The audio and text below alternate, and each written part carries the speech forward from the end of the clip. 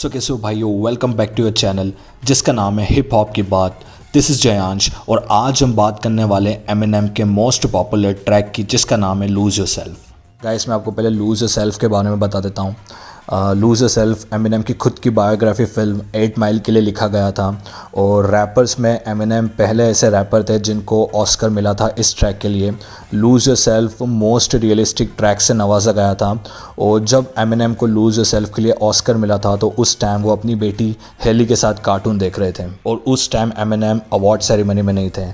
How amazing man.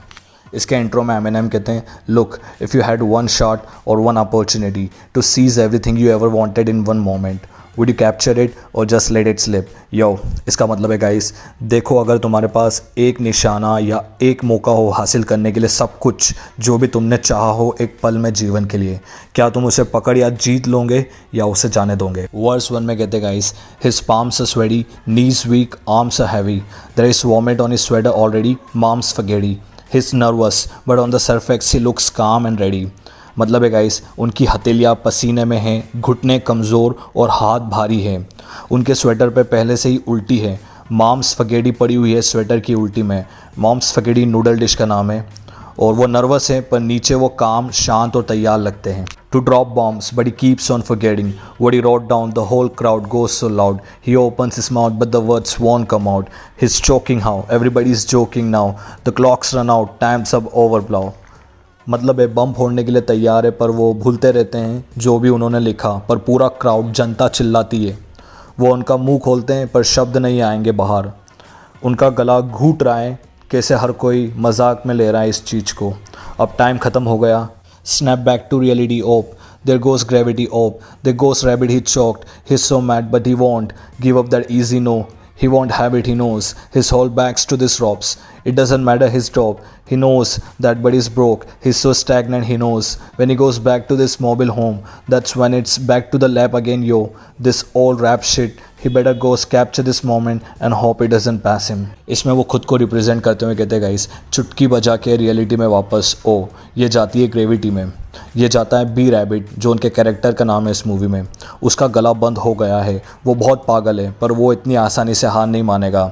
नहीं, वो जो चाहता है वो उसके पास नहीं होगा। वो जानता है कि उसका पूरा बैक इन रस्सियों पर है। यह मैटर नहीं करता है पर क्योंकि वो दोप है, आई मीन वो बहुत तगड़े आर्टिस्ट हैं।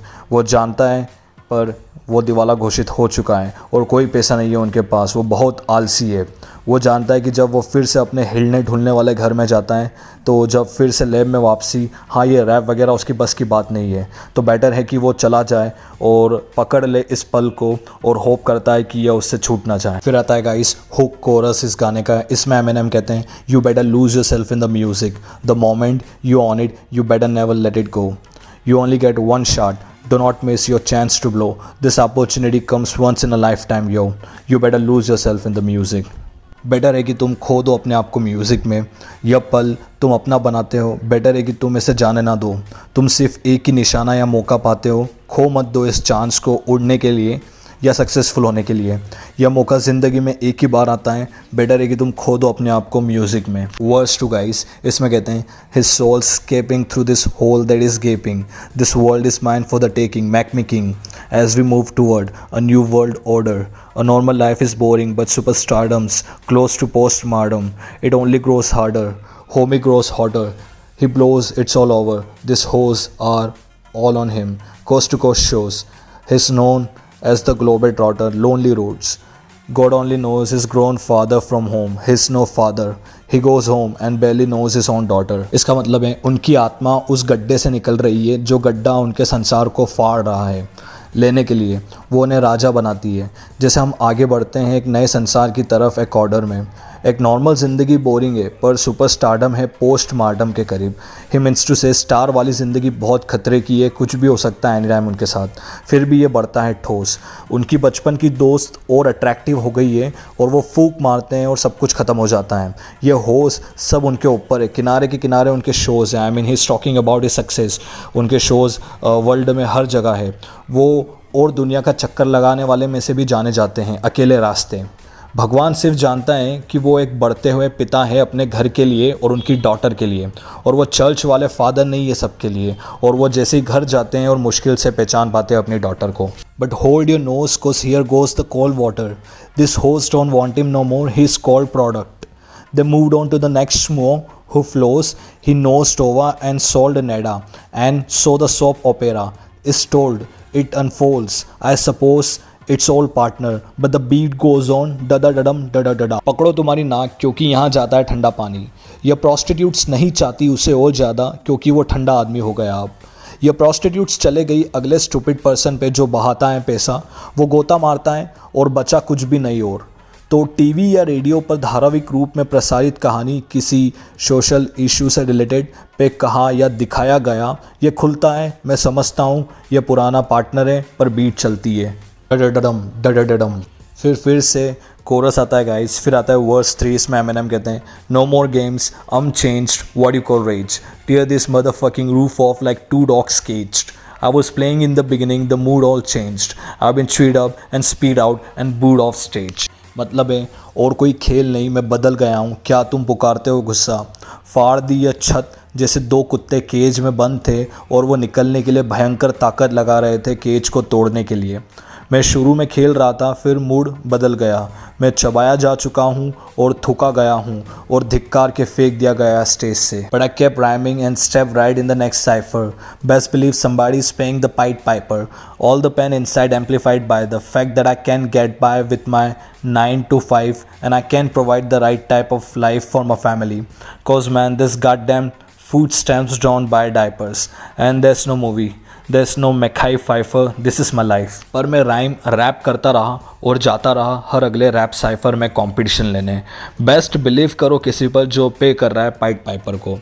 गाइस, आपने शायद पाइड पाइपर की स्टोरी सुनी होगी बचपन में। पाइड पाइपर मतलब वो बांसुरी बजाने वाला। एक समय क्या होता है, एक गांव में बहुत सारे चूहे होते हैं, तो उन चूहों से वहाँ के गांव वाले और राजा बहुत परेशान होते हैं। वो सारे तरीके अपना लेते हैं पर वो चूहे बाहर नहीं जा पाते किसी भी, सो बहुत परेशान होते हैं। तो एक समय वहाँ पे एक पाइड पाइपर आता है, एक बांसुरी बजाने वाला। वो ऐसा साउंड निकालता है कि वहाँ के सारे चूहे हिप्नोटाइज हो जाते हैं। तो राजा और पाइड पाइपर की डील होती है कि अगर पाइड पाइपर उन चूहे को गाँव से बाहर निकाल देगा तो राजा उनको इनाम देंगे। वो वैसे ही करता है। वो पाइड पाइपर अपने साउंड से उन चूहों को हिप्नोटाइज़ कर लेता है और बाहर किसी तालाब में जाके छोड़ देता है। सारे गांव वाले खुश हो जाते हैं क्योंकि वहाँ से वो चूहे चले जाते हैं और राजा भी। पर जैसे ही पाइड पाइपर अपना इनाम लेने आता है, आई मीन जो भी डील होती है उनके बीच की, उसको जो भी देगा राजा, पर राजा उसको मना कर देता है कि मैं अब कुछ भी नहीं दूंगा। तो पाइड पाइपर को बहुत बुरा लगता है। जायज़ सी बात है गाइस। फिर पाइड पाइपर क्या करता है, वो एक ऐसा साउंड बनाता है जिससे पूरे गाँव के बच्चे हिप्नोटाइज हो जाते हैं और पाइड पाइपर उनको ले जाके एक गुफा में बंद कर देता है। फिर जैसे ही गांव वाले और माता पिता उन बच्चों के परेशान होते हैं तो पाइड पाइपर से माफ़ी मांगते हैं और बोलते हैं कि हमारे बच्चों को छोड़ा दो। और फिर राजा भी यही बोलता है पाइड पाइपर से। फिर उसे उसका इनाम दिया जाता है और फिर जाके वो गुफा से उन बच्चों को आज़ाद कर देता है। So guys, Eminem pied Piper से अपना कंपैरिजन करते हैं। आई मीन रेफरेंस देते हुए कहते हैं कि उनके हार्डवर्क का उनको पैसा मिलना चाहिए, उनको वो मिलना चाहिए जो भी वो डिज़र्व करते हैं, अदरवाइज़ अच्छा नहीं होगा। और फिर कहते हैं गाइस, सारा दर्द अंदर और उसकी आवाज़ और बढ़ा दी उस फैक्ट द्वारा कि मैं नहीं ले सकता 9 से 5 बजे तक। आई मीन उनका कहना है कि 9 से 5 बजे वाली नौकरी मजदूरी वाली से वो सही ज़िंदगी नहीं दे सकते अपनी फैमिली को जो वो चाहते हैं, क्योंकि यह राशन नहीं खरीदता है डायपर्स, और ये कोई सिनेमा नहीं है या कोई मैकाई माइफर अमेरिकन एक्टर से रेफरेंस दिया है, वो नहीं है, ये उनकी रियल ज़िंदगी है। And this times are so hard and it's getting even harder trying to feed and water my seed plus Teeter टॉटर caught up between being a father and a prima donna, baby mama drama, screaming on her, too much for me to wanna stay in one spot. Another day of monotony's gotten me to the point. I'm like a snail. I have got to formulate a plot or end up in jail or shot. Success is my only motherfucking option. Failure is not. Mom, I love you, but this trailer's got to go. I cannot grow old in Salem's Lord, so here I go.